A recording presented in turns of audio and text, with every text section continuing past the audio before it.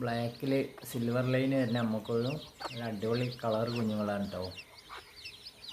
Lineage ഉണ്ട്, എല്ലാ ഐറ്റംസിലും ഉള്ളതാണ്. കൂടുതലും ലൈനേജ് തന്നെയാണ് വരുന്നത്. പിന്നെ വൈറ്റ് കാണുന്നത് വൈറ്റും റെഡും ചെറിയ റെഡ് കയറി വരുന്ന ഐറ്റംസാണ്. നല്ല വെറൈറ്റി കുട്ടികളാണ്. അപ്പോൾ ഇത് നമ്മൾ മുന്നേ ഇവിടുന്ന് കൊടുത്തതാണ് കേട്ടോ. നിങ്ങൾ കണ്ടില്ലേ, അടിപൊളിയാണ്, നല്ല ആക്റ്റീവാണ്. വിരിഞ്ഞ് മൂന്നാല് ദിവസമായ കുഞ്ഞുങ്ങളാണിത്. നമ്മൾ കോഴി അട ഇരുന്നിട്ട് ഒന്ന് കുറച്ച് ക്ഷീണിച്ച മാതിരിയാണ്.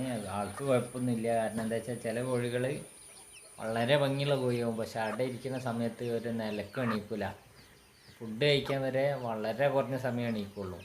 ചിലപ്പോൾ 3 ദിവസം കൂടുമ്പോഴൊക്കെ എണീക്കും. അങ്ങനെയുള്ള കോഴികൾ ആ സമയം കുറച്ചൊന്ന് കാണാൻ ഭംഗി കുറയും.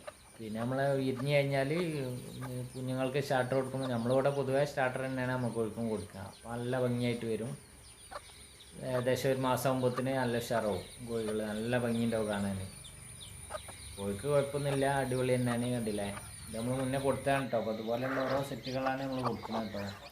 കുഞ്ഞുങ്ങളിൽ നേക്കഡ് ഉണ്ട്, സാധാ ഉണ്ട്, ലൈനേജ് കുഞ്ഞുങ്ങളൊക്കെ ഉണ്ട്. നല്ല അടിപൊളി ഭംഗിയുള്ള ലൈനേജ് അതൊക്കെ ഉണ്ടാക്കാം. അപ്പോൾ അതൊക്കെ നമ്മൾ ഓരോ സ്ഥലങ്ങൾക്ക് കയറ്റി വിടുന്നതാണ്. അപ്പോൾ അത് കിട്ടിയവർ അഭിപ്രായമൊക്കെ അറിയിക്കട്ടോ. വീഡിയോ കാണുന്നുണ്ടെങ്കിൽ നമ്മൾ ഓരോ ദിവസവും വിടുമ്പോൾ അറിയാൻ പറ്റില്ല. കാരണം നമ്മൾ ക്യാമറ എടുത്ത ഗാലറിയിൽ നിന്ന് തന്നെ ഫോൾഡറിലാക്കാമെന്ന് വിചാരിച്ച ഓർമ്മ ഉണ്ടാവില്ല. അത്രയും സാധനം ഇവിടുന്ന് പോകുന്നുണ്ട്. അപ്പോൾ സപ്പോർട്ട് ചെയ്യാം. ഓക്കെ.